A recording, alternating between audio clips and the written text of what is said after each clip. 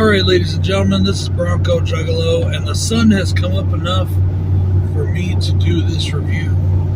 Today is Wild Eye Wednesday, and I am reviewing Blood of the Chupacabras, also known as Rise of the Chupacabras, directed by Jonathan Mumm. Now, I am only reviewing the first movie. I will review the second one later on, because the second movie, which is also known as Revenge of the Chupacabras, and also Blood of the Chupacabras,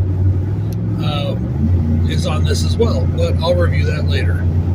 For those of you that don't know what a Chupacabra is, it is a Mexican folktale or a Mexican legend of a vampiric kind of monster that feeds on goats.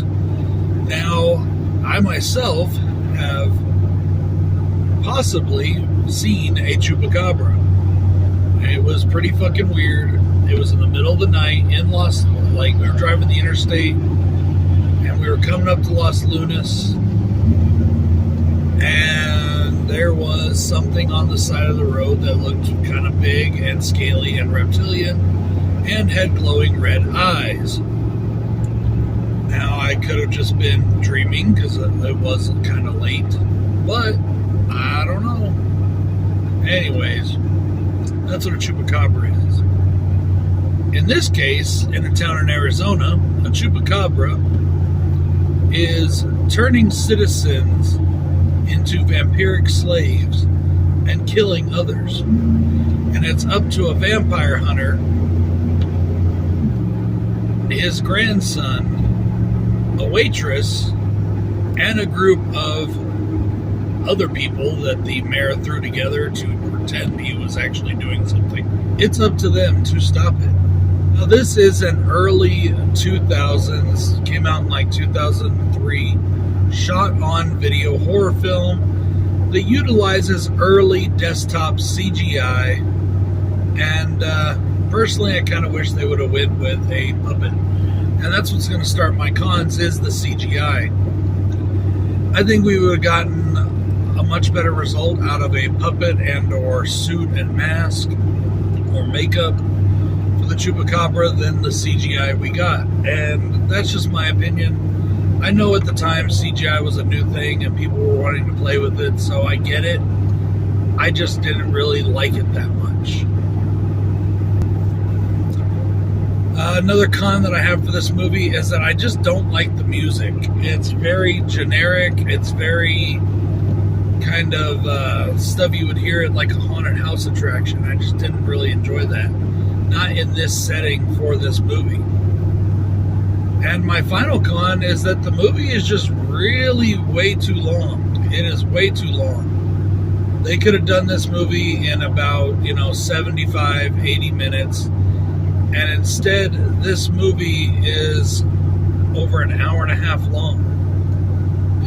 I just think it's way too long. A lot of filler. A lot of stuff we don't really need. Now, some things that I do like about this movie is that it expands on the Chupacabra legend and turns it into a semi-decent vampire flick, albeit very low budget. I actually thought that some of the wooden acting from some of the actors was actually quite comical. I really like our fortune teller woman, or, the old wise woman or medicine woman or whatever she is. I can't remember what she's called in the movie. But yeah, I actually really enjoyed her. And for being a low-budget, shot-on-video horror film from the early 2000s, I actually really liked the story. We've got a few different things going on here. We have the vampire hunter who is totally wasting away his later years. He feels like he's completely useless because he failed at killing a vampire some 40 years ago. And now he's an alcoholic and he's kind of wasting away.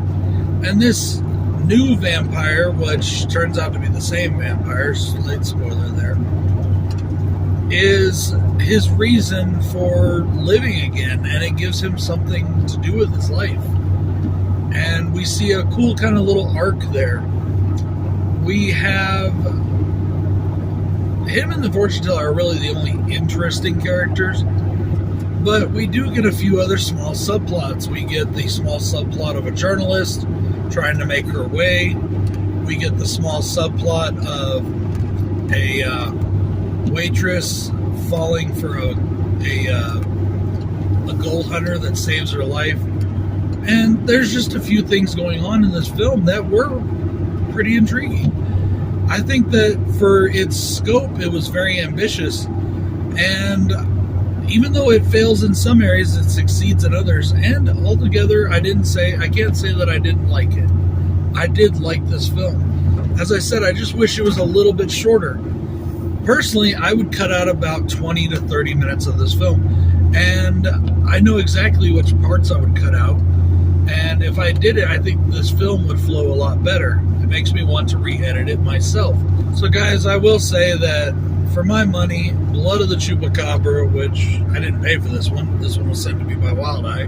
Big thank you to Wild Eye.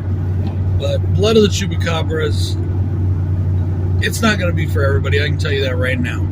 I liked it. If you're into shot-on-video horror and you don't mind the crappy CGI and you can get past the long run time, you'll enjoy it. If not, this ain't the movie for you.